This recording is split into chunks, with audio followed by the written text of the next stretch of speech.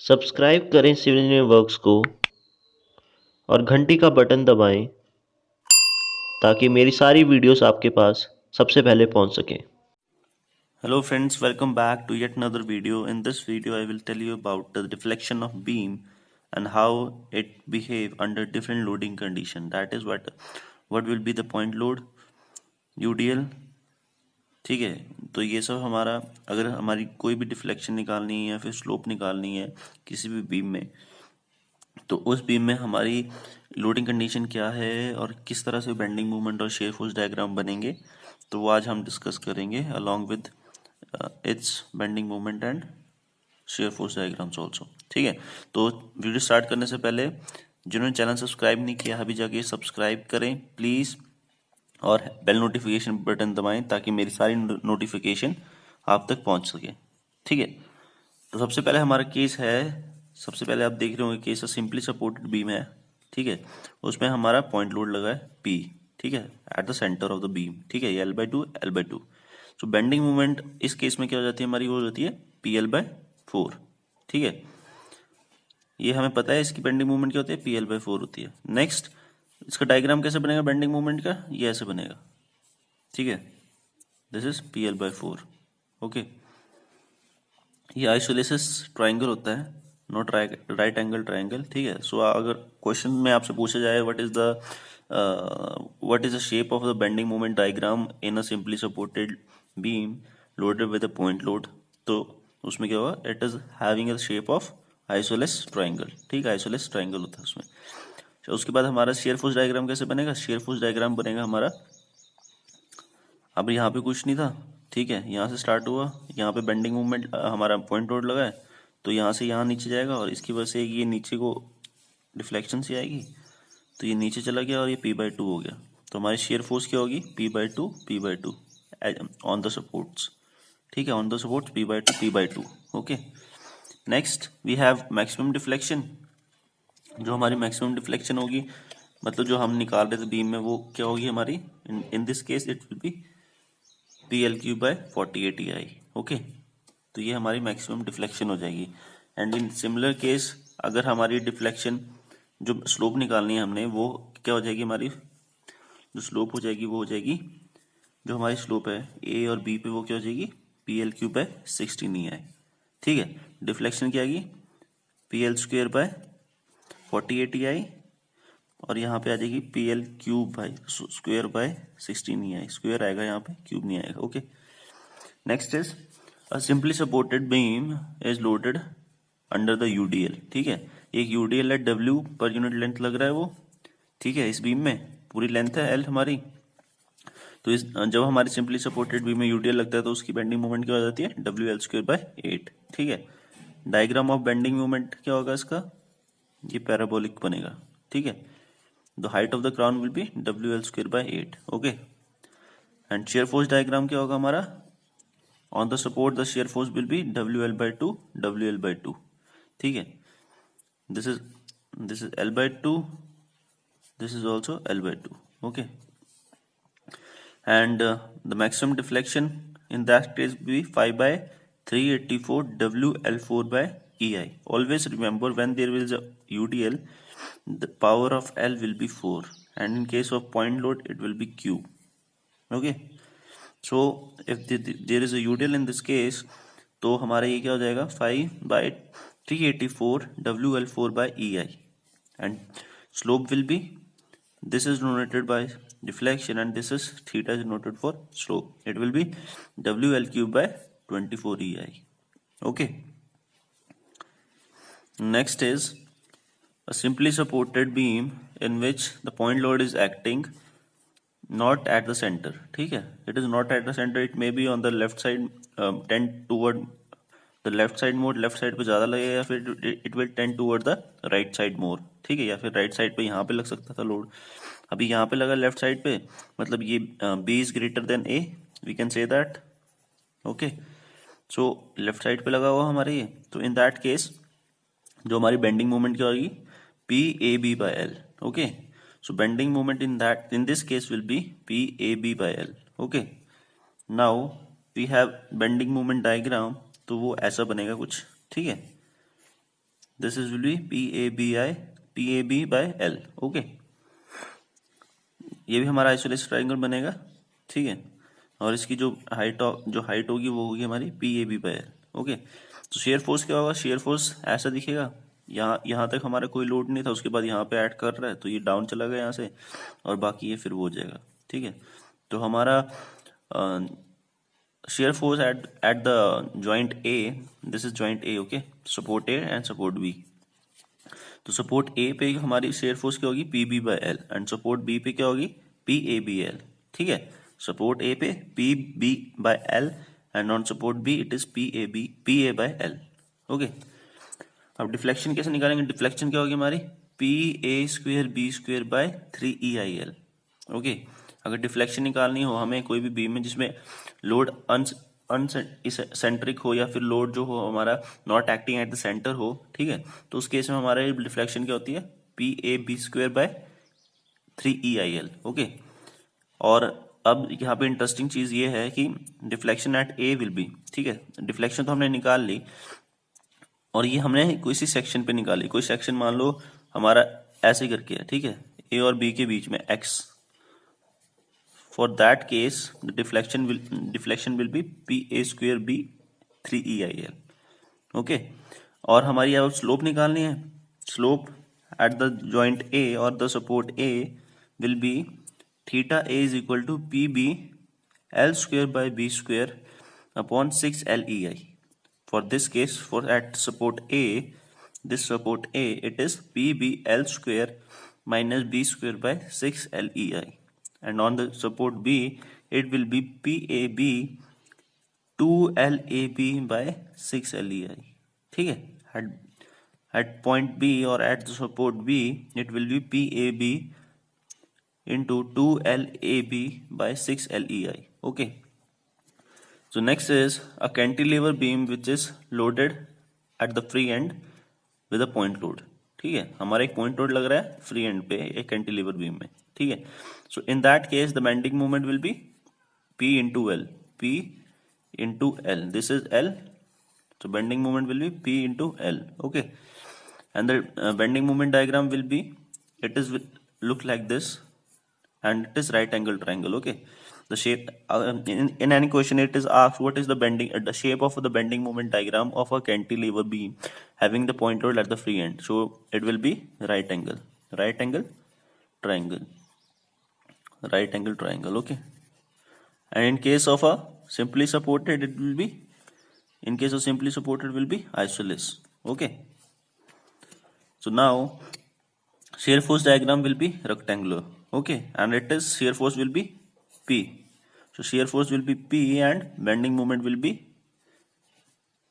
PL. Okay, and in that case now the point load is acting on the point B. हमारा point load जो B पे act कर रहा है तो उसकी वजह से हमारी deflection क्या हो जाएगी? PL³ by 3EI. At this point the deflection will be PL³ by 3EI and slope will be PL² by 2EI. At this point the slope will be PL² by 2EI. Okay, remember I told you when point load is acting it will be the L³ and when UDL will be acting it will be L raised to power 4.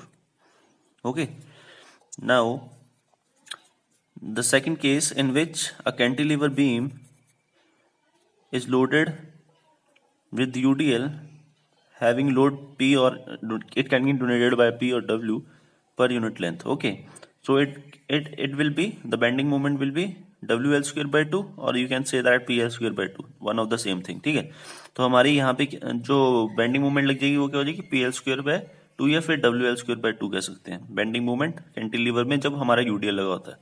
तो इसका हमारी ये क्या बन जाएगी? ये जो हमारे बेंडिंग मोमेंट डायग्राम है वो इस तरह से बनेगा। ठीक है, इट इज क्यूबिक पैराबोला जिसे कहते हैं। ठीक है, WL² by 2 एंड जो हमारा शियर फोर्स हो जाएगी वो होगी W into L हो जाएगी। ठीक है, W into L. Okay, and what will be deflection on this end? At B it will be WL4 by ATI. This is UDL, then the power of L will be 4. So I told you in point load it will be 3 and in UDL it will be 4. Okay, WL4 by ATI, and for sigma b it will be WL cube by, so for theta b it will be WL cube by 6EI. Okay, this is deflection and this is slope. Okay, so next is when a cantilever beam is subjected to a moment. ठीक है, कोई moment लग रही है उसके free end पे, subjected to movement at the free end, then the bending moment will be is equal to the moment. For example, the moment is 150 kilonewton per meter, 150 kilonewton per meter square, then it will be bending moment will be same, then it will be 150 only. Okay, so deflection हमारी क्या हो जाएगी, bending moment diagram हमारा क्या बनेगा, m बनेगा, और इसकी शेप क्या होगी, इट इज रेक्टेंगल. ठीक है, बेंडिंग मोमेंट डायग्राम शेप हुआ कैंटिलीवर बीम जो हमारी जिसपे हमें हमारी मूवमेंट लग रही है, तो उसकी शेप क्या हो जाएगी, हमारी रेक्टेंगल हो जाएगी. Now shear force diagram will be linear. Okay, it will be straight line. Now the deflection at the point B in this case will be deflection will be ml square by 2EI, ml square by 2EI, and what will be slope, ml by EI. Okay, the next case is for fixed beams. Number one case is when it is acting at the point load at the center. ठीक है, जब भी हमारा point load लगेगा centre पे किसी fix beam में, तो उस केस में हमारी बेंडिंग मोमेंट क्या होती है, WL/4. ठीक है, अगर ये सिंपली सपोर्टेड होता तो यहाँ पे क्या होती, WL/4 होती है, और हमारी फिक्स बीम है तो क्या हो जाएगा, WL/8 हो जाएगा. Okay, so bending moment at the centre of a fix beam when point load is acting at the center, then bending moment will be WL/8. Okay, so the shape of that will be a triangle, and at the center it will be WL/4. Okay, and the shape of shear force will be like this. The load is acting at the center, so it will be having the same value. Now the shape will be become like this. Okay, now the deflection will be PL cube by 192 EI. Deflection क्या होगी हमारी, PL cube by 192 by EI. And now interesting case क्या है हमारा, the delta theta A, theta B and theta C, that is theta A, theta B and theta C will be 0, because in fixed end the slope will be 0. Similarly, in case of a UDL, the slope will be 0. Now in case of a UDL acting on a simply supported beam, ठीक है, हमारी simply supported beam में कोई UDL लग रहा है पूरी length पे, तो उस पे हमारा वो क्या हो जाएगा, हमारी बेंडिंग मोमेंट क्या हो जाएगी, हमारी सेंटर पे होगी WL/24, और ऑन द एजेस हमारी एजेस पे क्या हो जाएगी, WL/12 हो जाएगी. Okay, so now for this case, in this where the bending moment was the bending moment diagram can also be drawn like this. Okay, like it can be drawn like in this shape also. ठीक है, जहाँ पे हमारा triangle जो होगा वो नीचे की तरफ भी हो सकता है, और ये इसका मिरर इमेज भी बन सकती है, तो दोनों ही करेक्ट है. ठीक है, and similarly goes with this. Okay, it can be like this also. ठीक है, the same this will be WL square by 24, and on the support it will be WL square by 12.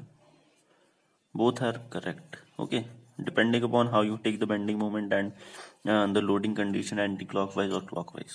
Okay, so next is I was telling about this. So the shape of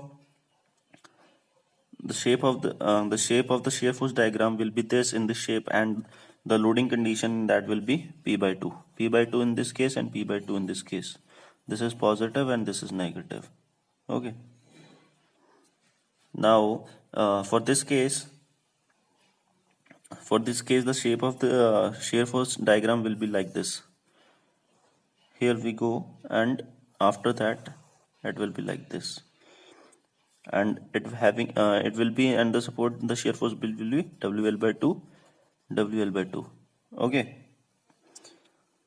if it is acting at the center, L/2 and L/2 from this. Okay, and the deflection in this case will be WL raised to power 4 because UDL is acting by 384 by EI. Okay, 384 by EI, and the slope will be 0 because in case of a beam the slope will be 0. Okay, now there are some special cases in which there will be a uniform varying load. This type of a load in which there's not same intensity at the same point. अगर हमारी intensity जो होगी load की वो same नहीं होती है अलग अलग जगह. फॉर एग्जांपल यहाँ पे कम लग रही है, यहाँ पे लोड की इंटेंसिटी ज्यादा है. Here will be maximum intensity, here will be less intensity. और इसी केस में यहाँ पे मैक्सिमम और यहाँ पे कम होती जा रही है. ठीक है, तो these are some special cases in which UVL is acting. UVL, uniform varying load, UVL. Okay, so the first case will be a triangle having a uniform varying load and maximum UVL is acting at the center. ठीक है, जहाँ पे maximum UVL हमारा act कर रहा है centre पे. So deflection in that case will be WL4 by 120 EI. Okay, so deflection क्या हो जाएगी इस केस में हमारी WL4 by 120 EI, और स्लोप क्या हो जाएगी 5 by 192 by WL3 by EI. Okay, फिर से कर लेते हैं एक बार. So maximum deflection will be WL4 by 120 EI, और स्लोप क्या हो जाएगी हमारी 5 by 192 into WL3 by EI. Okay, and the next case it is a right angle triangle type of a thing, but the uniform varying load is maximum at the end A, not at end B, and minimum at the end B. ठीक है, तो यहाँ पे हमारा maximum at the support ए और minimum हमारा B पे. तो मैक्सिमम हमारा डिफ्लेक्शन क्या हो जाएगी WL4 by 30 EI, WL4 by 30 EI, and slope क्या हो जाएगी WL3 by 24 EI. Okay, so these are the some important cases that generally asked in different exams and different university exams, whether you are preparing for any university exams or any government competitive exams, GATE, SSC, JEE and other thing. ठीक है, तो वहाँ पे question पूछे जाते हैं कैसी ना कैसी तरह, जहाँ पे या तो आपको लोड दे दिया होगा, आपको डिफ्लेक्शन निकालने को बोलेंगे. ठीक है, या फिर आपको रेशो निकालना होगा दो केसेस का, जैसे आपको फिक्स्ड बीम और सिंपली सपोर्टेड का रेशो निकालना पड़ेगा, उनका डिफ्लेक्शन का रेशो कितना है. ठीक है, तो ये सब आपसे क्वेश्चन पूछ सकते हैं. तो ये इंपॉर्टेंट फॉर्मूला है, आप स्क्रीनशॉट ले सकते हैं. ठीक है, और वीडियो पसंद आई हो तो प्लीज़ लाइक करें, शेयर करें और सब्सक्राइब करना ना भूलें, ताकि मैं आपके लिए ऐसी वीडियो लेके आता रहूँ. Thank you.